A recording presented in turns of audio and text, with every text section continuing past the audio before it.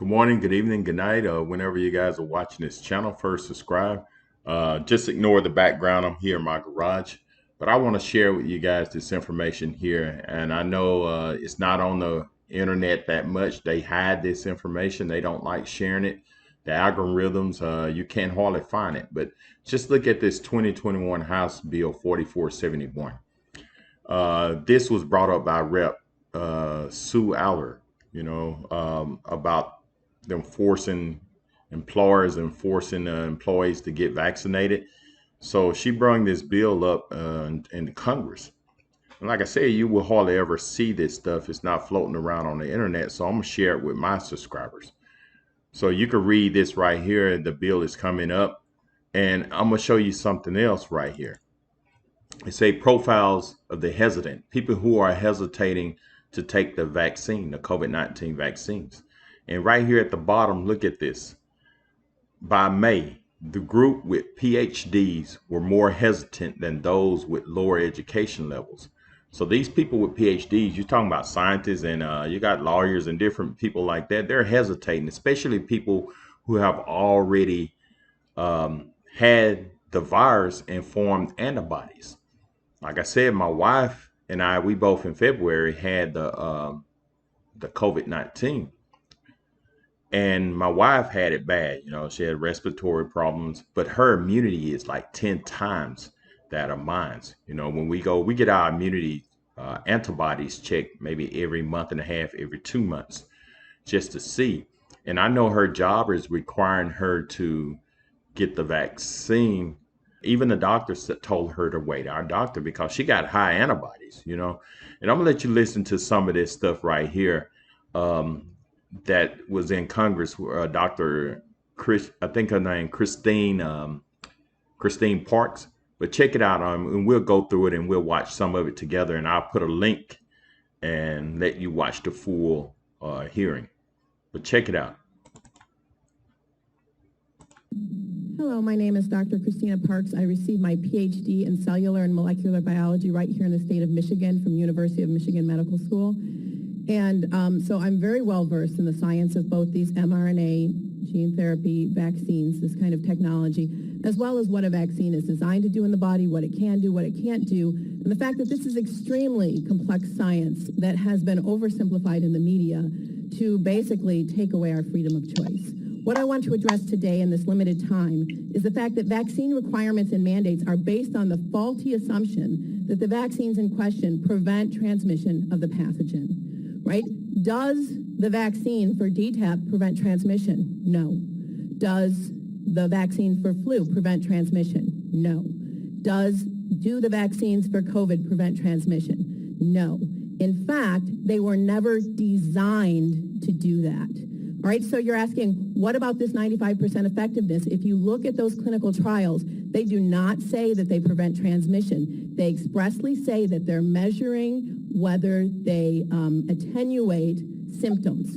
So they're 95% effective based on their clinical trials at attenuating symptoms for the first variant, which is essentially gone in our population. Right now, the predominant variant is the Delta, and CDC Director Walensky basically said that these vaccines have no ability to prevent infection by and transmission of the Delta variant.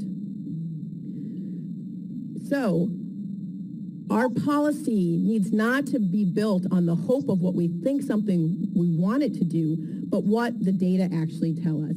So do these viruses do the vaccines prevent the virus from infecting and replicating in the nose and nasopharynx? No. They've only been shown to prevent that replication in the lungs. They're different. The mucosa is very different than the lungs. It's very different than the blood. You inject it to the blood, you make antibodies in your blood. The virus isn't infecting your blood. It's infecting your mucosa, and you don't produce any IgA to neutralize it. In fact, recent studies have shown that the vaccinated, especially with the Delta variant, and the unvaccinated have similar amounts of virus in their nose and throat. In Barnstable, Massachusetts, the CDC tracked an outbreak of 469 cases of COVID. 74% occurred in fully vaccinated, and 4 out of 5 of those hospitalized were vaccinated. See, and that's information the CDC is not going to share with people. So it's good for you to do your research. I try to do as much research as I can, and when I find something that I think I should share, I share it with you guys. But we'll continue.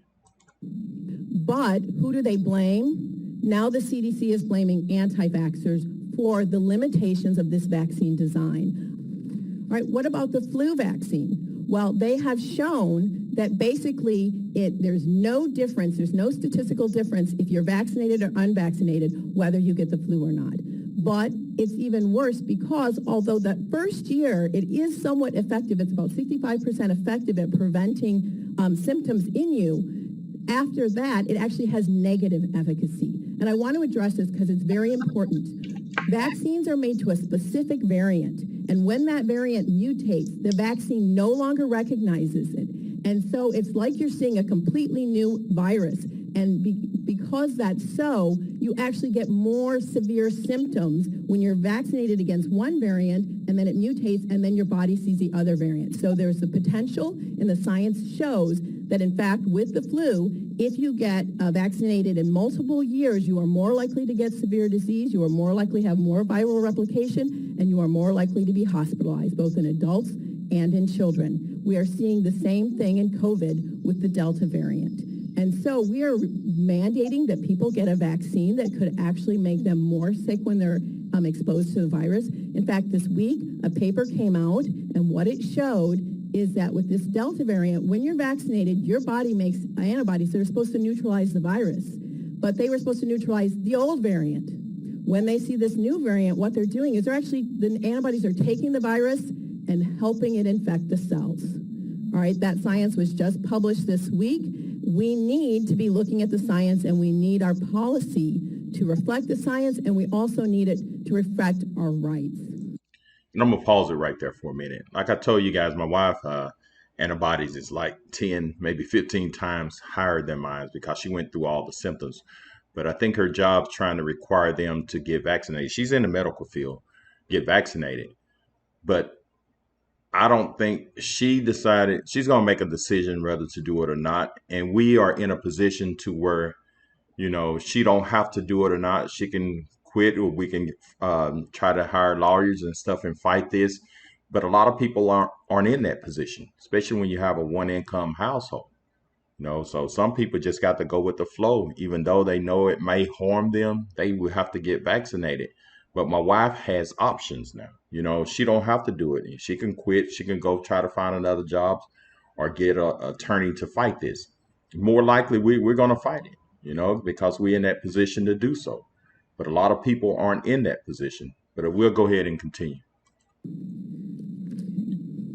And so, as a PhD who knows the science, I'm in the category of the most vaccine hesitant group. Yes, PhDs are the most vaccine hesitant. So you see that PhDs are hesitating to get vaccinated. But I'm going to let you listen to this stuff on CNN. I don't care too much about CNN. When me and my wife was going through quarantine, we had CNN on for about 5 minutes. I turned it off. It was bad because they were telling us, hey, you need to get this, you need to do this, you're going to die. We had to turn that stuff off. But here you go. Check this out. I thought this was very interesting right here. This is an attorney who teaches at a university, and he has the immunities, and he was explaining to you guys he had COVID there in March, and he has immunities, and he's fighting against the university because they want him to be vaccinated. But check this out. Hesitant, your view is more nuanced. Explain. No, let me make clear, Michael. If a vaccine had been around in March 2020 when I got COVID, I would have gotten vaccinated. COVID is no fun. I'm not joking about it. I don't want to get COVID again, and I don't want to risk anybody around me getting COVID. Well, my argument here is that that what the evidence clearly shows is that natural immunity is as protective, provides at least as much protection against infection as the most effective vaccines, and clearly provides more protection than less effective vaccines such as the Johnson & Johnson vaccine, which is that natural immunity is estimated to have about a 90 to 95% protection level, which is similar to the top vaccines. Johnson & Johnson, for example, is only 66%, and so The second thing is that if you've had recovered from COVID and you get vaccinated, you don't just have the same risk of side effects as everybody else. You actually have an increased risk. And see that since my wife and I had it, and if she get that, it may be okay for me to get the vaccination, but her, I think she would have more side effects. But I'm gonna let her make that decision, and she's a smart lady, and she do her research also. So we'll continue. Side effects because of the risk of hyperinflammation. So what I'm saying to the university is, we're not challenging their right to be worried about immunity and protecting the community. What I am saying is, though, you do not have you have to have a good reason to discriminate between two different forms of immunity, both of which provide protection. On the same day that you published thoughts along the lines of what you've just said here on CNN, you did it in the Wall Street Journal. On that same day, Dr. Walensky, the head of the CDC, Oh my God, I ain't gonna say that, but go ahead. said that someone in your position should get vaccinated. Wow. Yes, and here's the deal, Michael, which is we are so far beyond one-size-fits-all medicine when it comes to this issue. I have an immunologist. My immunologist is a MD, PhD in immunology. He is familiar with my health history. He is familiar with what all of this is and what the literature says. He and I have certainly not ruled out the possibility that sometime in the future it might be useful for me to get some degree of vaccination. Exactly. It may be that one shot is appropriate. It may be that two shots is appropriate.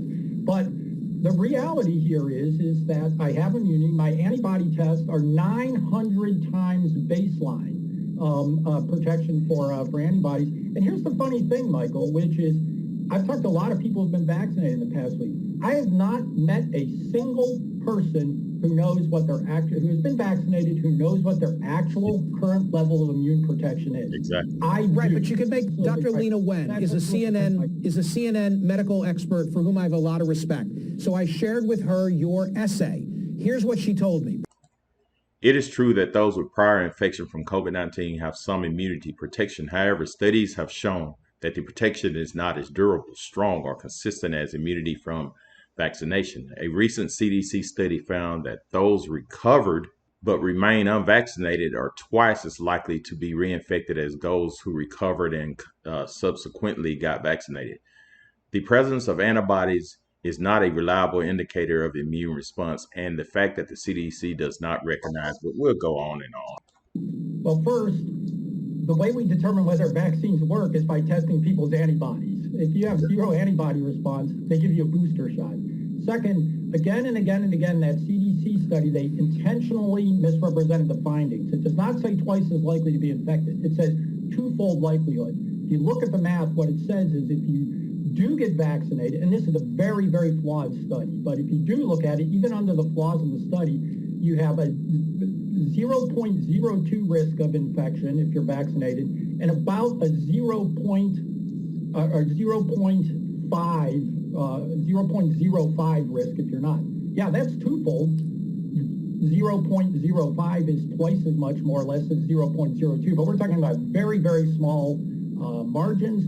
They couldn't determine whether or not one shot would be enough or two shots because they only had 246 people. A 52,000 person study from the Cleveland Clinic found no benefit. The 12,000 person study from Oxford actually found that those who were vaccinated were more likely to develop symptomatic infection. This is a decision for me and my doctor. Exactly. Given that I have immunity, it's a decision for me and my doctor as to what to do next. Okay, I get it. Yours might be a unique circumstance. We're not talking here about a blanket approach to everybody who's had COVID.